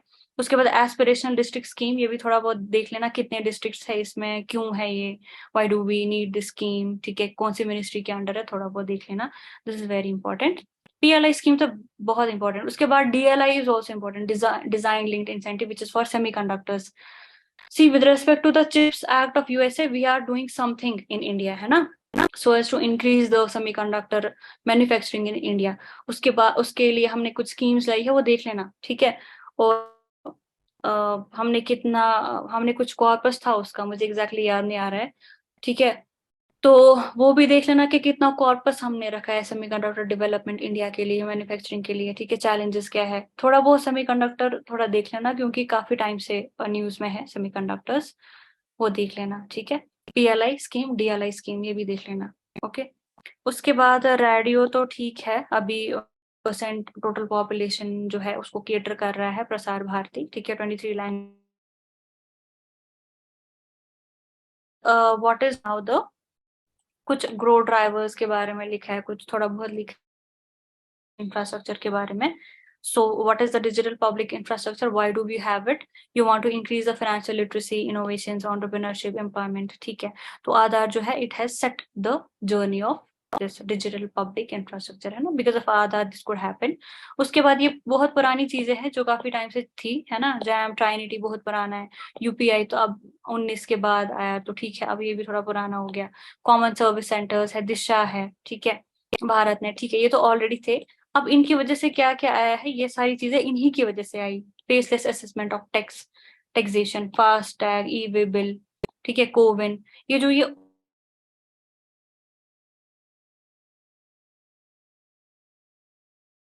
फिर भी एक बार देख लेना। So open network digital commerce के इसमें कुछ आपको पता, यूपीआई डायरेक्टली पूछेगा, जैसे कि it has been fashioned on the lines of UPI, ठीक है। दूसरा, this is not an aggregator framework. Aggregator framework है जैसे भीम है, भीम में सारे बैंक अकाउंट्स का जो है इंफॉर्मेशन, आप फाइनेंशियल डेटा आपको मिलेगा, but this is not like that. This is what, this is ये एक ऐसा प्लेटफॉर्म है जहाँ पे जितने भी शॉपिंग एप्स है या जितने भी ई कॉमर्स के एप्स है, आप कोई भी प्रोडक्ट जो है शॉप कर सकते हो या ऑर्डर कर सकते हो, चाहे वो अमेजन पे, फॉर एग्जांपल पहले अमेजन होता था तो आप अमेजन में जाके सिर्फ अमेजन से ही ऑर्डर कर सकते थे, ऐसा नहीं है अब। अगर आपके पास ओएनडीसी है and you are use, so you can order from Amazon, from Flipkart, from जो भी कुछ होगा, मीशो या वॉट एवर जितने भी है हमारे पास, ठीक है, आप कहीं से भी कर। पहले पेड प्रमोशन होती थी, for example I am a business women and I want my products to be sold, ठीक है, मोर ऑन अमेजन, तो मैं अमेजन के साथ कुछ जुगाड़ करूंगी and then my product will be shown at the top, है ना। So this was a sort of non competitive, जो बाकी स्मॉल प्लेयर्स थे they were not able to compete. अब ऐसा नहीं होगा, since this is government backed and then product can be order from Amazon, whatever कहीं पे भी हो वो ऑनलाइन, वो हम ऑर्डर कर सकते हैं। तो ये देख लेना इसके क्या क्या फीचर्स है, एक बारी दृष्टि पे या कहीं पे भी, मैं अपने टाइम पे दृष्टि देखती, आप कहीं से भी देख लेना, जाके थोड़ा थोड़ा पढ़ लेना कि कौन क्यों है ये, ठीक है, एम क्या है इसका, और कैसे काम करेगा, ये 3-4 चीजें देख लेना, हो सकता है पूछे, बिकॉज ये काफी टाइम से न्यूज में है, ठीक है। अकाउंट एग्रीगेटर मैंने आपको बोला जैसे बीम है, ठीक है, ऐसे ही बहुत सारी चीजें हैं, तो नॉट सो इम्पोर्टेंट, ये बस देख लेना। Okay, so now the last page of this, what is this, कुछ इनिशिएटिव्स लिखे हैं डिजिटल प्रमोशन के लिए, कुछ स्कीम्स लिखी हैं, ठीक है, जैसे माई स्कीम है, ये एक ऐसी ई मार्केट प्लेस है ये, मतलब जहाँ पे you can go and you can check all the schemes and then you will see मेरे लिए कौन सी स्कीम सूटेबल है, ठीक है। तो वो है एक जनरल सा याद रखना कि क्या है उमंग। सिमिलरली एक ऐसी अम्ब्रेला ऐप है जो एक्सेस कर सकते हो, be it with respect to agriculture, health, education, whatever, ठीक है। तो उमंग इज फॉर दैट। उसके बाद आई टोल्ड यू ओएनडीसी बहुत इंपॉर्टेंट है, इसको पढ़ लेना अलग से। So network based open protocol है, जहां पे ऑल द बायर्स और द सेलर्स के साथ कनेक्ट हो जाएंगे। ओके, बेटर विजिबिलिटी आएगा, I told you not only the those will be visible but everybody will be visible, so across the business to consumer and business to business landscape, चाहे आप business consumer लो, दोनों visible होंगे across the, ठीक है। उसके बाद open forge, ठीक है, मतलब इट प्रोमो, मतलब ओपन सोर्स सॉफ्टवेयर जो भी होगा उसके यूज को, एडिटिंग को, प्रमोशन को। फिर नेशनल एआई पोर्टल है सिस्टम को ज्यादा स्ट्रेंथन करने के लिए या ज्यादा यूज करने के लिए अक्रॉस स्टेक होल्डर, चाहे सेंट्रल गवर्नमेंट हो, स्टेट गवर्नमेंट हो, इंडस्ट्री हो, जो भी होंगे उसको स्ट्रेंथन करेगा। उसके बाद भाई क्या है, ये नेशनल लैंग्वेज मतलब ट्रांसलेशन के लिए मिशन है, ठीक है, ताकि आप किसी भी नेशनल लैंग्वेज को एक या किसी भी लैंग्वेज को पब्लिक गुड बना सको, ठीक है। बस याद रखना भाषा समतुल्य टू भाषा, मतलब लैंग्वेज ट्रांसलेशन। उसके बाद ओपन क्रेडिट इनेबलमेंट नेटवर्क है, ये क्या है, small borrowers are able to avail, अच्छा क्रेडिट मतलब even if I am a small borrower, तो ऑब्वियसली बैंक्स के पास में जाऊंगी तो मुझे उतना क्रेडिट अवेलेबल नहीं होगा, है ना। नेटवर्क है, it will help small borrowers कि वो ई क्रेडिट अवेलेबल हो, मतलब उनको इतने हैसल्स ना हो, उनको ज्यादा डॉक्यूमेंट ना हो, ये वैसा ही नेटवर्क है। They will go and they will apply for this, तो इस नेटवर्क पे जो गवर्नमेंट ने कुछ रखा होगा, कौन कौन से लोग उनको क्रेडिट करेंगे, कौन कौन से फाइनेंशियल इंस्टीट्यूशंस, ठीक है। Then UPI you already know, है ना, वी हैव बीन यूजिंग में 10 बार तो हम यूपीआई करते ही है, ठीक है। So this is growing in value as well as volume. Okay, then you have something called as drone shakti. So drone shakti, you know that now we are using, we are promoting the use of drone in different sectors. अभी तो हम rent भी करते हैं drone को किसी पर, जैसे मुझे कोई काम होगा, ऑफिशियल काम, and I want to you know hire a drone for this, so अभी गवर्नमेंट ने इसके रेगुलेशंस काफी ईज किए हैं, so I can easily avail it. Okay, so इसकी वजह से काफी ड्रोन स्टार्टअप्स जो है they have grown, and drone as a service is also growing day by day, ठीक है। सो इसके लिए एक ड्रोन का वो आया था ना, वो पॉलिसी, वो देख लेना, इसमें कुछ डिफरेंट कलर्स की कोडिंग आई थी, वो भी देख लेना, कुछ न्यूज में ऐसे मुझे याद आ रहा है, वो थोड़ा बहुत देख लेना, वो ड्रोन पॉलिसी कैसे उसको हमने ईज की, किन किन सेक्टर्स में कौन कौन यूज कर सकता है, ठीक है। थोड़ा हो सकता है आए, वो पूछ सकते हैं मेंस में, तो फिर भी मतलब यू हैव दी मतलब एन आइडिया कि कुछ लिख लोगे, बट प्री में स्पेसिफिक पूछेंगे तो थोड़ा बहुत देख लेना, कि वो देख लेना थोड़ा बहुत। उसके बाद अकाउंट एग्रीगेटर है, अगेन सेम है जैसे कि भीम है, आई टोल्ड यू, तो डिफरेंट जितने भी जहां से भी आपके फाइनेंशियल डेटा है उन सबको एग्रीगेट करेगा एक पर्टिकुलर अकाउंट में, पर्टिकुलर प्लेटफॉर्म में, that is your account aggregator, ठीक है। For example this is currently live across 110 crore of bank account, मतलब जितने भी बैंक, 110 करोड़ बैंक, उन सबको क्या कर रहा है, एक जगह पे लाके you can share the financial data or the transactions, you can do whatever, है ना।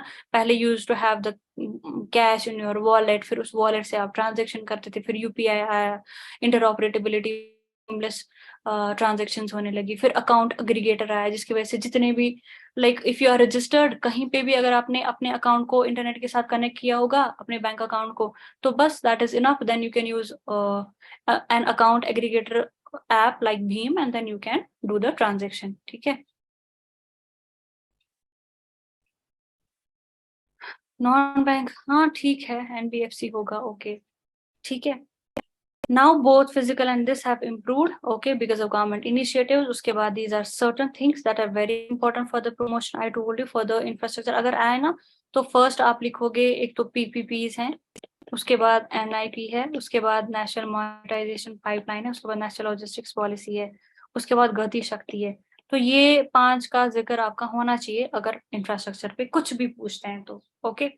सो अभी इसका बजट एलोकेशन भी बढ़ गया है, कितना है, 10 lakh crore. So this is your, so this is it, okay. So these are your 2 chapters and I think important है, कुछ ना कुछ तो पूछेंगे ही सर्वे से, वो तो ऑब्वियस है। बट जो जहां जहां पे मैंने फोकस किया है उन प्लीज उन चीजों को आप देखेंगे, जैसे कुछ स्कीम्स है, आई टोल्ड यू, वो देख लेना, पीएलआई थोड़ा अच्छे से देख लेना, रॉ टेप देख लेना, ठीक है। रॉ टेप के साथ साथ थोड़ा ट्रेड्स भी देख लेना, ट्रेड्स, ओके। यहाँ पे क्या होता है, वो क्या होता है, एक इनवॉइस फॉर एग्जांपल, इसका थोड़ा बता देती हूँ कैसे काम करता है। सपोज मैं कोई I am a party, for example I am a player कहीं पे, ठीक है। Now I am selling my products to customers, ठीक है। अभी कस्टमर्स ने मुझे पैसे नहीं दिए हैं, ओके। अभी मैंने इनको बट इनवॉइस दे दिया है, ओके, इनवॉइस दे दिया मैंने इनको। आई एम एक्सपेक्टिंग के सपोज मुझे 10 लाख आएंगे, अभी आए नहीं है बट आएंगे, ठीक है। मैंने ये प्रोडक्ट्स बेचे हैं, इनवॉइस दिया है, ठीक है। तो इनवॉइस इनके पास जाएगा, इनके पास भी एक कॉपी रहती है। Then this invoice can be used by these parties, these business parties, and they can avail credit, credit मतलब लोन फ्रॉम द बैंक्स। मतलब ये बैंक को दिखाएगा, बोलेगा कि देखिए मेरे पास इनवॉइस है 10 लाख का, दैट मीन्स मुझे मान लीजिए महीने में या 6 महीने बाद I will realise this 10 lakhs, ठीक है।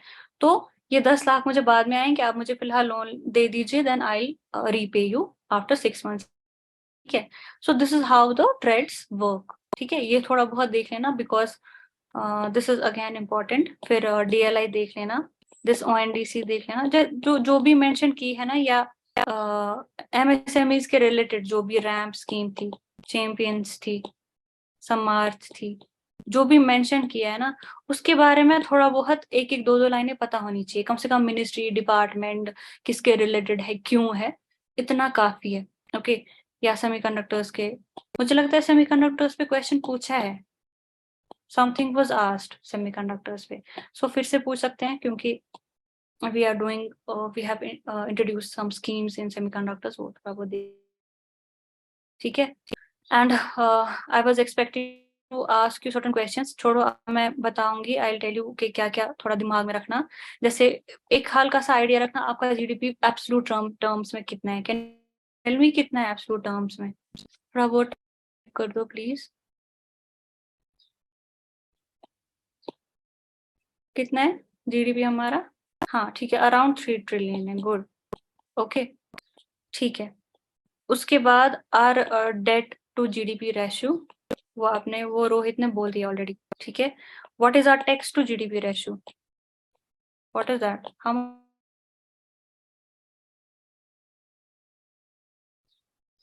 6,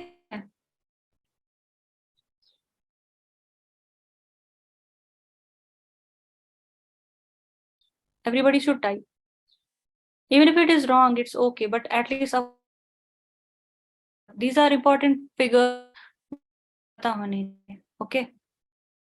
It will help actually in eliminating some of the options.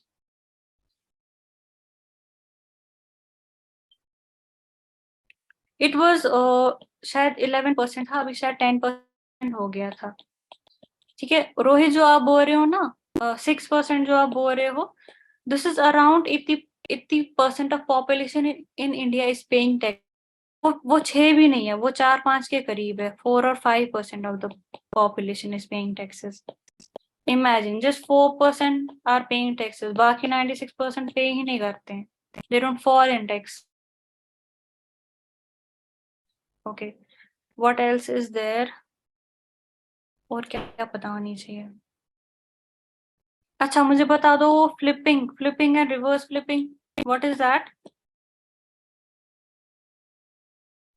Ma'am, transfer of ownership right to foreign country and that reverse. ठीक है, so why we do this? इसी के लिए ना, थोड़ा बहुत टैक्स में हमें रिलीफ मिले. Okay, good. What else was there? Any other term? Let me just go through the survey. अब मुझे सारा याद तो नहीं है. सर्वे से कुछ भी आता है तो you should be knowing that. That is what I want.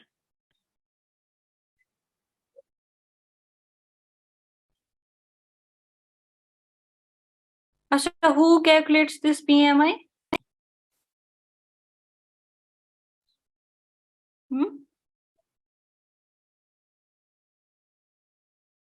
Who calculates that? And this is for both manufacturing as well as for services, है ना? Who calculates that?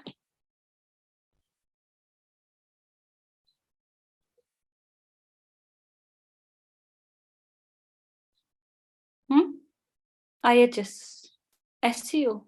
No. ठीक है, रोहित ने ठीक बोला. एक्चुअली वो मार्केट है ना, IHS वही कैलकुलेट करता है. And this is for both, रखना, दिस इज फॉर सर्विसेज. और यहाँ प्राइवेट सेक्टर के अक्रॉस करते हैं मेजर. ठीक है, थोड़ा बहुत ये रख लेना याद.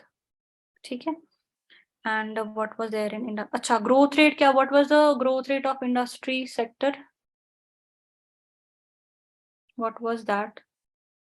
Trend, I mean, trend क्या था? Steady growth rate.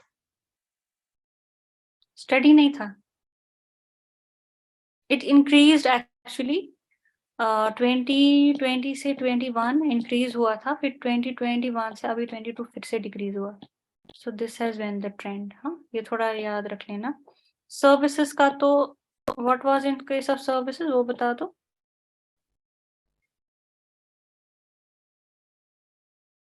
Yes, Rohit, around 4% अभी decrease हुआ है. We are back to 4%. Okay, good. What about services?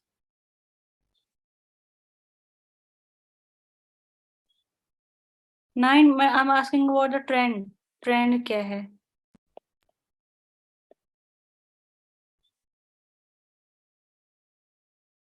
This is not steady. Steady नहीं है. इसमें भी पहले मैम decrease में दे रखा है स्टडी ग्रोथ रेट. इधर लिखा है steady. और सर्विसेज वाली जो आई थिंक चैप्टर 9 और 10. No, let me see. I don't think so. I read somewhere in the. See?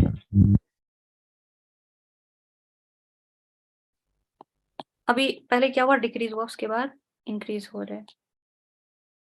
This is not steady. Yes, plateauing means ठीक है, अभी ना बढ़ रहा है ना घट रहा है, एक जगह पे सो ये थोड़ा बहुत देखना ना कि मतलब ट्रेंड क्या है. So this has been the trend. This is the trend. उसके बाद व्हाट एल्स?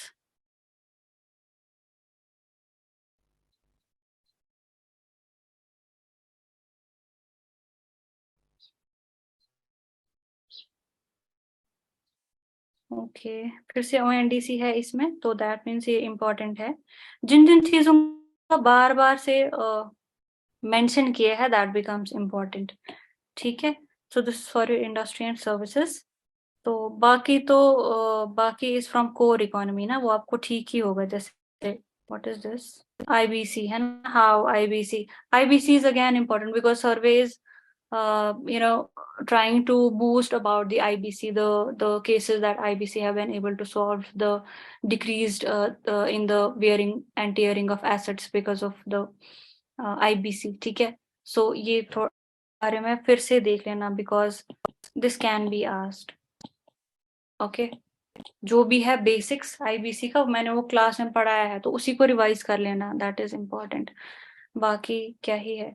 ठीक है. I think you have a good hold. अच्छा, yes yes yes, tell me what is investment to GDP ratio कितना है?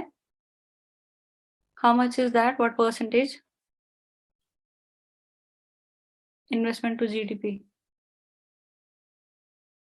30 writing Rohit 30%? What about others? Everybody should answer, na?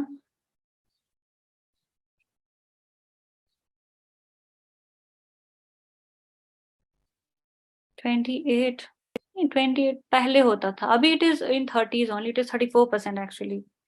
See, it is 34%. Okay.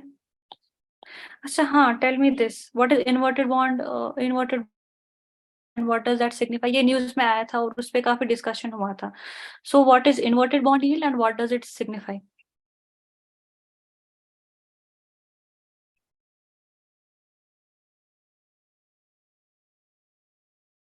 Anybody? Bond yield पता है ना, उसी का उल्टा जब होता है तो दैट इज इन्वर्टेड. और ये कब होता है? ये रिसेशन के टाइम होता है. ठीक है. अगर इतना याद रखना, अगर अगर पूछा ना कि inverted bond yield does it, what does it signify, इसका इसकी वजह से हमें क्या पता चलती है, तो इससे हमें पता चलती है कि मार्केट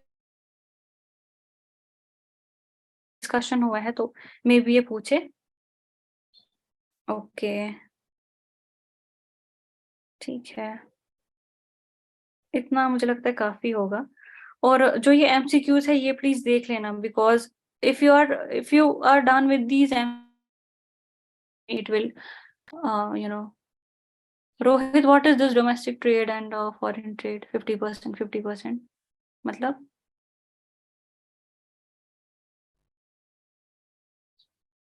share in what?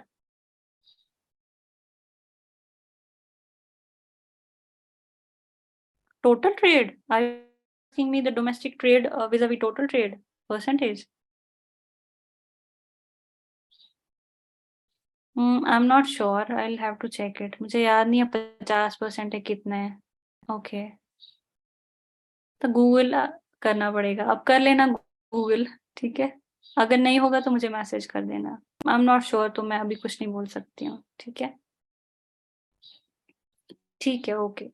और ये याद रखना, बिकॉज ये पूछा है एक बार, तो सिंस ये चैप्टर्स मैंने नहीं पढ़ाया ना, तो इसलिए मैं पूछ रही हूँ आप लोगों से ये.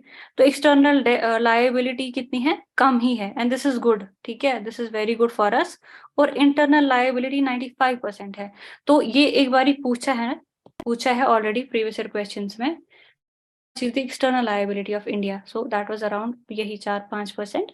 So again, this is written and mentioned in survey. Therefore, this is again important. Okay, and this is important for sustainability also. Is your debt sustainable or not? Yes, our debt is very much sustainable. Why? Because we have internal liability 95% and external liability just 5%. ठीक है. So I think you are good to go. आपका ठीक ही है वैसे सर्वे. फिर भी एक बार इसको I will send the PDF, है ना. एंड ये जो है इसको भी फिर से रिवाइज कर लेना. ठीक है, सबसे ज्यादा व्हाट इज कॉन्स्टिट्यूटिंग मोर. ठीक है, to the taxation. So number 1 we have corporate income tax, sorry GST and personal income tax same. ठीक है, तो ये फिर से ये ऑर्डर याद, बिकॉज यूपीएससी एक बार पूछ चुका है. ओके, उसके बाद आप you will do the previous these जो यहाँ पे दिए हैं, these MCQs, because this will help you in retaining a lot of information.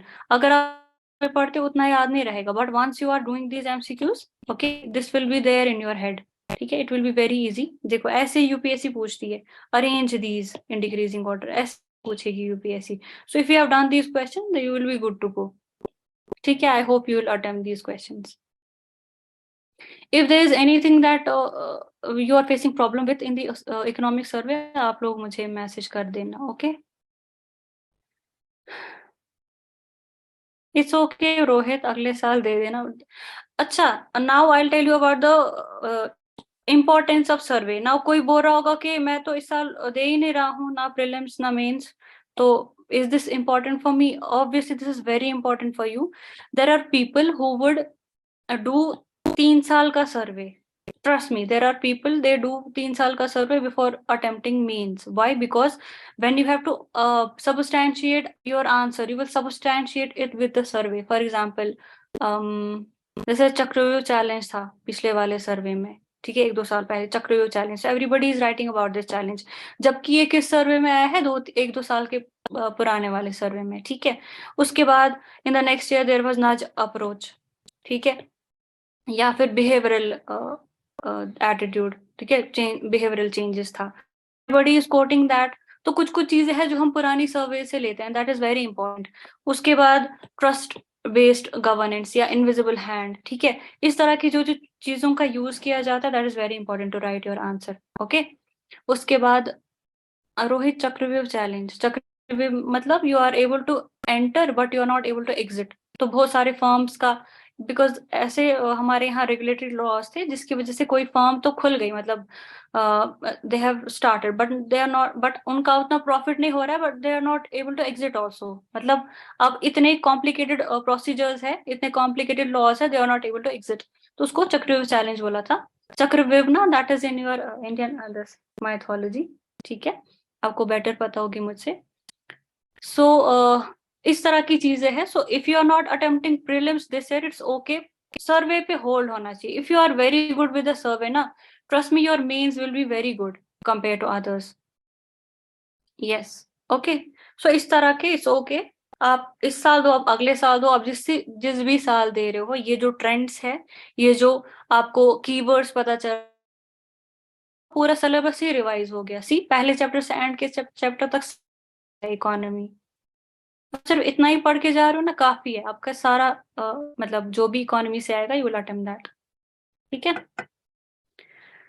So I think this is it from survey, and if there is anything, so आप मुझे बता देना, I see what I can do, okay. So all the best, I really hope that you qualify prelims, and then we'll go for the mains, and I want you all to be IAS officers, okay.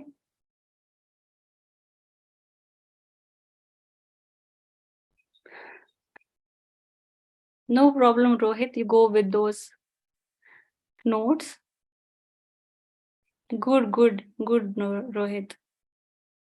Thank you, everybody. Thank you. I'm happy that I could be of certain help to you before prelims. Thank you. So I'll see you again, inshallah. Okay. Take care and all the best. And if there is any problem, then you can text me anytime. Okay. Okay then. Take care.